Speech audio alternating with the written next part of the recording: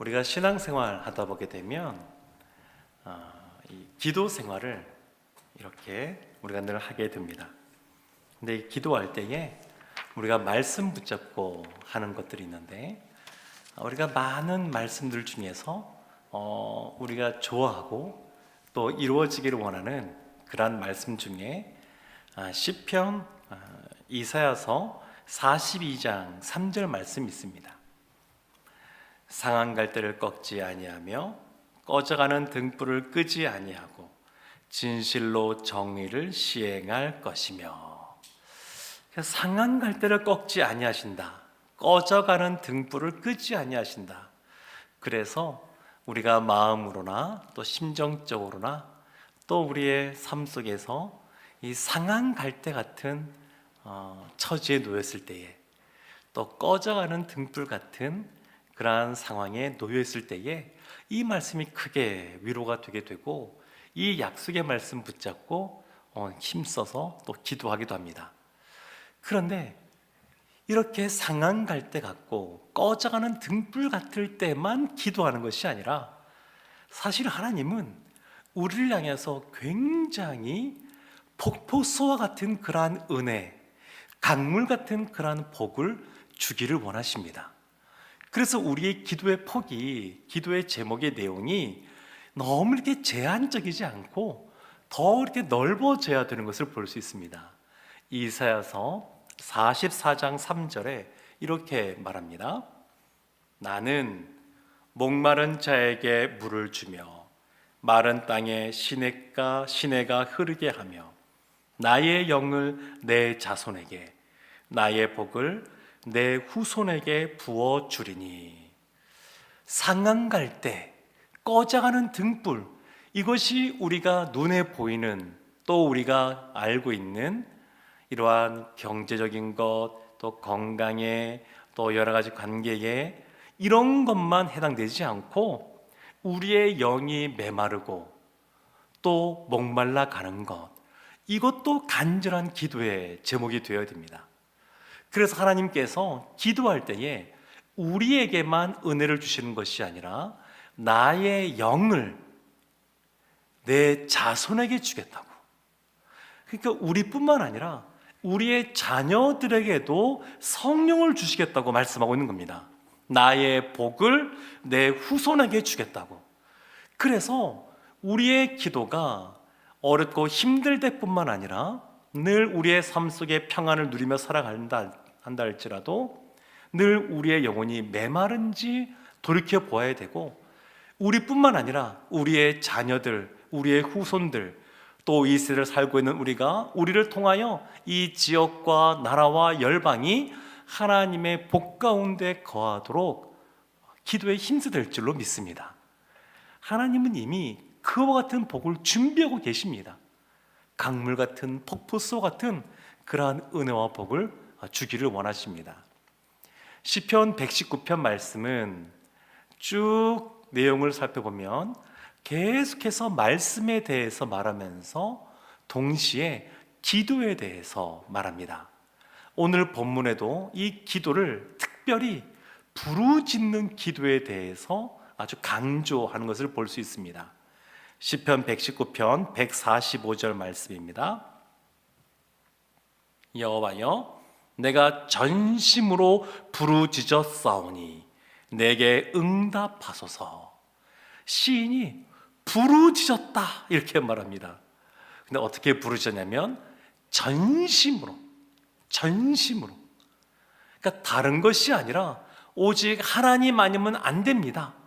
또 하나님께만 집중하여서 그 모든 것이 내 마음에 가득 차 있습니다, 이런 마음으로 부르짖는 겁니다. 하나님 아니면 이 문제를 해결할 수 없습니다. 이러한 하나님에 대한 확신을 갖고 아주 담대하게 부르짖는 것을 보게 됩니다. 이어지는 말씀도 마찬가지입니다. 146절에도 이렇게 나옵니다.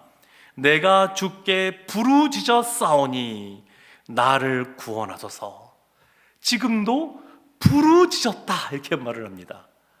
우리가 속으로 기도해도 아주 작은 소리로 읊조려도 하나님이 다 들으십니다. 다 들으시지만 때로는 하나님께 부르짖어 기도할 때가 있습니다. 금요일 날 이 밤에 우리가 모여서 기도할 때는 새벽에 우리가 하나님께 기도하는 것과는 조금 다를 수가 있습니다. 새벽에 함께 우리가 모여서 조금은 조용하게 하나님께 기도하기도 하지만, 이 금요일 밤 같은 때는 그냥 하나님께 우리의 모든 것을 부르짖어 기도하면 참 좋을 것 같습니다. 지금 이 시인은 부르짖어 기도합니다. 이것이 147절에도 나와 있습니다. 이 시인이 얼마나 갈급한지 이렇게 나옵니다. 내가 날이 밝기 전에 부르짖으며. 이 시인이 너무너무 갈급하기에 날이 밝기 전에도 부르짖습니다. 그러니까 지금 145절, 146절, 147절 계속해서 부르짖는 기도에 대해서 이 시인이 보여주고 있습니다. 이 내용이 149절에는 이런 식으로 나옵니다. 주의 인자하심을 따라 내 소리를 들으소서. 부르짖고 하나님 이제 응답하십시오. 구원하십시오. 그리고 내 소리를 들어주십시오. 간절하게 기도하는 겁니다. 이 시인이 하나님 앞에 간절히 기도할 때에 이 시인이 또 고백하는 것이 있습니다. 그것이 뭐냐면 말씀을 지키겠다라는 겁니다. 145절, 146절 다시 한번 더 보겠습니다. 여호와여, 내가 전심으로 부르짖었사오니 내게 응답하소서. 내가 주의 교훈들을 지키리이다. 내가 주께 부르짖었사오니 나를 구원하소서. 내가 주의 증거들을 지키리이다. 우리가 신앙생활하다 보게 되면 어떤 어려운 문제가 닥칠 때 하나님께 간절히 기도할 때가 있습니다. 근데 간절히 기도해서 갑자기 병원에서도 놀랄 만한 치유의 역사를 경험하기도 되고, 그냥 꽉 막혀있는 경제적인 문제가 생각지도 않았던 방식으로 해결되어지는 것을 경험할 때도 있습니다. 그런데 그런 것을 경험하면 어떤 식으로 그 이후에 반응을 하냐면, 기도할 때는 하나님 저를 살려주시면 이 생명 덤으로 얻은 줄 알고 주님 나라 위하여 목숨을 바쳐 충성하겠습니다. 이렇게 기도하고 치유를 경험했는데, 언제 그렇게 기도했냐는 듯이 잊어버리는 경우도 많이 보게 됩니다. 근데 이 시인은 그러지가 않고 하나님 내가 부르짖어 기도합니다. 그리고 하나님 내가 이 기도의 응답을 통해서 더 말씀을 붙잡고 지키겠습니다. 그렇게 지금 고백하고 있는 겁니다. 147절, 148절에도 이렇게 나옵니다. 내가 날이 밝기 전에 부르짖으며 주의 말씀을 바라싸우며 주의 말씀을 조용히 읊조리려고 내가 새벽녘에 눈을 떴나이다. 지금도 보면 주의 말씀을 바랐다, 주의 말씀을 읊조리려고 한다. 그러니까 말씀을 붙잡고 나아갑니다. 기도할 때에 그냥 우리가 기도하는 것과 하나님 말씀 붙잡고 기도하는 것은 차이가 있습니다. 말씀을 붙잡고 기도하는 것은 자신의 삶뿐만 아니라 이 기도가 하나님의 뜻대로 이루어지기를 원합니다, 그런 의미를 담고 있고, 하나님의 말씀이 없이 기도하는 것은 간절히 기도하는 모습이 나타날지 모르겠지만 하나님의 뜻보다는 나의 뜻, 나의 계획, 나의 욕망, 그것이 이루어지기를 원하는 기도일 수가 있습니다. 그래서 이 말씀과 기도는 같이 가야 됩니다. 말씀을 열심히 읽는 분들은 기도도 열심히 해야 되고, 기도를 열심히 하시는 분들은 말씀도 가까이 하는 걸 힘써야 됩니다. 그런데 생각보다 이 두 가지를 열심히 균형 있게 하나님 앞에 나아가는 사람이 생각보다 많지가 않습니다. 왜 그럴까요? 왜 어떤 분은 열심히 기도하는데 말씀은 별로 관심이 없고, 어떤 분은 열심히 말씀을 연구하는 것도 좋아하고 읽는 것도 좋아하는데 기도하지 않을까요? 이 두 가지가 함께 있을 때 놀라운 능력이 나타나기 때문에 사단이 이런저런 방법으로 방해를 하는 겁니다. 말씀 열심히 부르냐? 그것만 해. 기도는 하지 마. 기도 열심히 하는 사람은 그것만 해. 말씀 붙잡고 하지 마. 이런저런 방법으로 방해를 합니다. 하나님의 말씀을 붙잡고 기도할 때 놀라운 역사가 나타납니다. 엘리야 선지자가 갈멜산에서 하나님 앞에 이 땅 가운데 3년 6개월 동안 있었던 가뭄이 그치고 비가 오기를 기도하는데 그냥 열심히 기도한 것이 아니라 하나님의 약속의 말씀을 붙잡고 그 다음에 그 말씀이 이루어지기를 간절히 기도하게 됩니다. 하나님의 말씀이 선포되었으니까 당연히 기도하지 않아도 이루어지겠지 이렇게 하지도 않고 하나님의 약속의 말씀을 붙잡고 그것이 이루어질 때까지, 징조가 보일 때까지 간절하게 기도하니까 하늘에서 비가 내리고 또 말보다 빨리 달려가고 그런 역사를 보여주게 됩니다. 사랑하는 성도 여러분, 또 이 시인이 고백하기를 날이 밝기 전에 새벽녘에 내가 눈을 떴습니다. 이렇게 고백합니다. 왜 새벽에 이 시인이 부르짖을까요?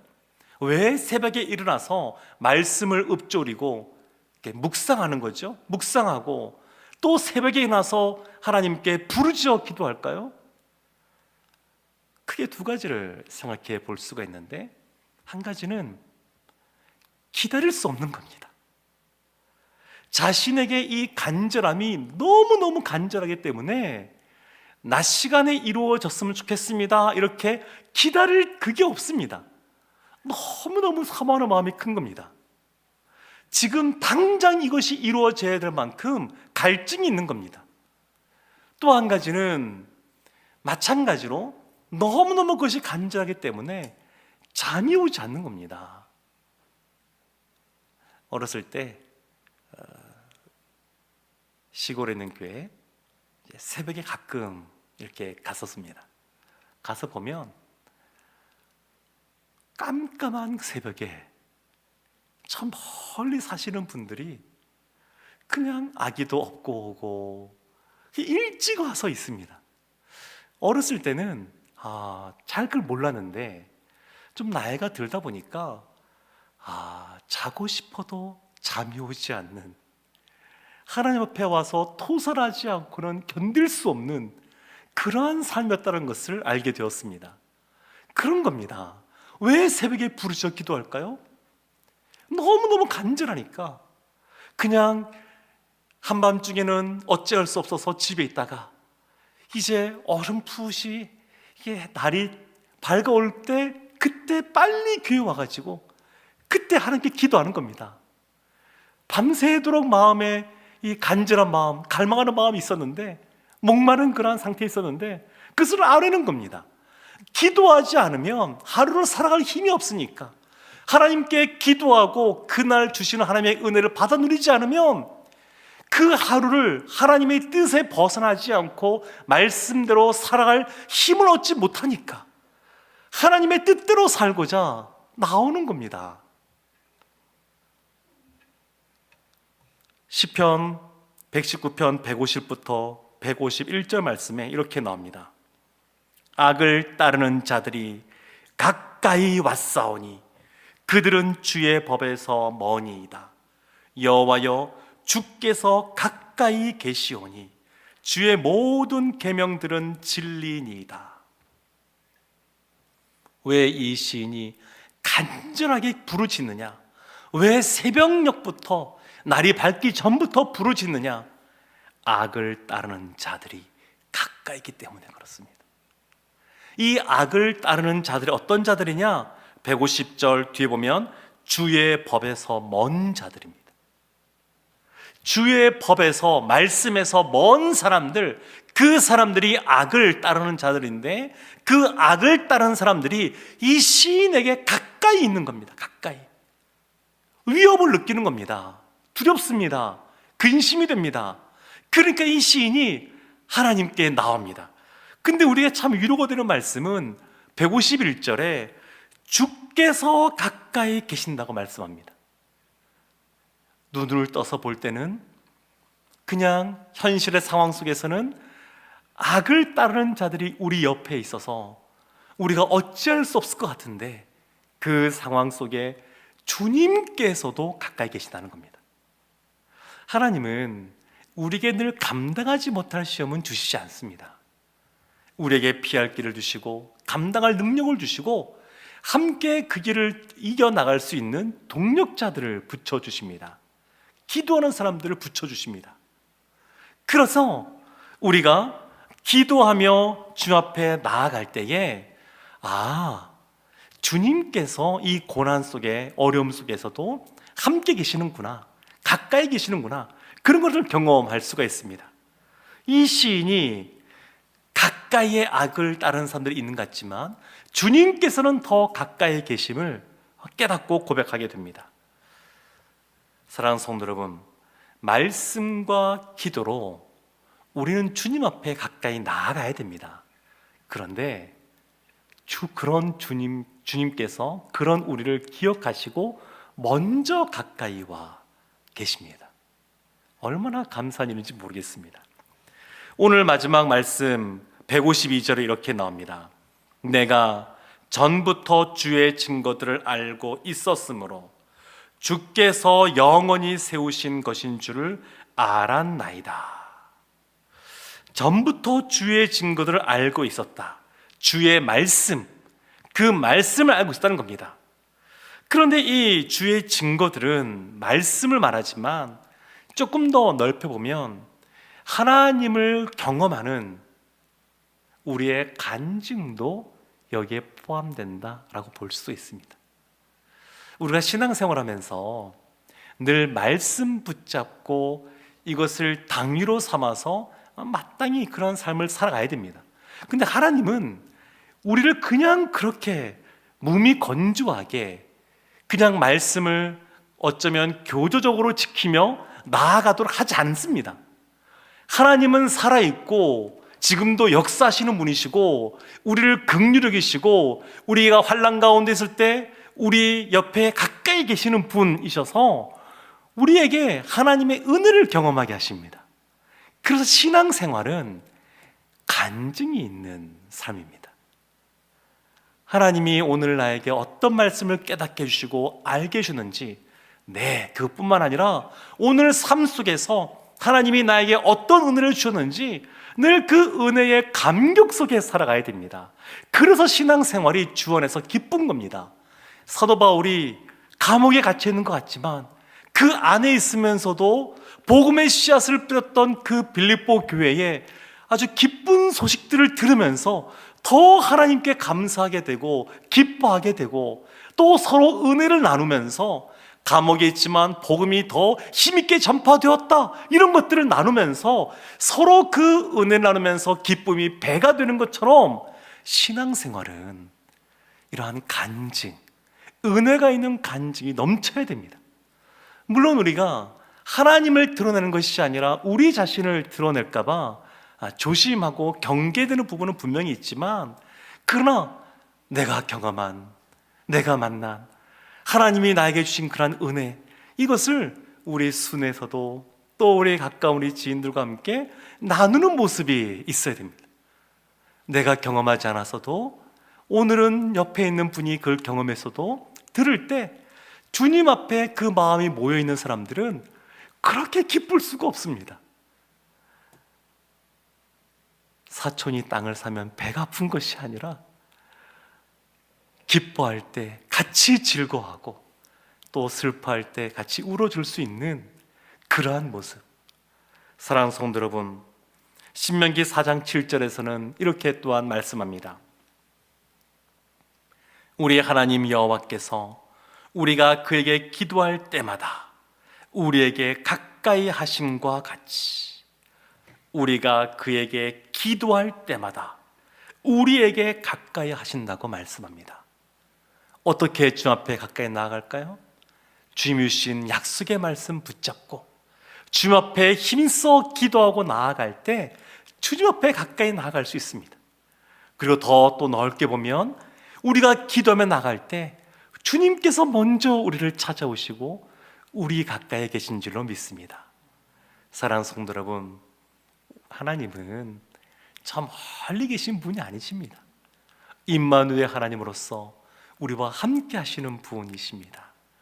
그래서 그 하나님과 우리가 늘 동행하는 에녹과 같은 삶을 살아간다 그러면 주님께서 주시는 그 놀라운 은혜를 300년 동안 이 땅에서 에녹이 누렸던 것처럼 우리도 주님 부르시는 그날까지 하나님의 깊은 임재 가운데 주님의 영이 우리 가운데 임하고 우리의 자녀들에게도 주의 영이 임하고 주님의 복이 우리에게 임할 뿐만 아니라 우리의 자녀들에게 후손들에게 임하는 것도 보면서 신앙생활하는 복된 사람들이 될 줄로 믿습니다.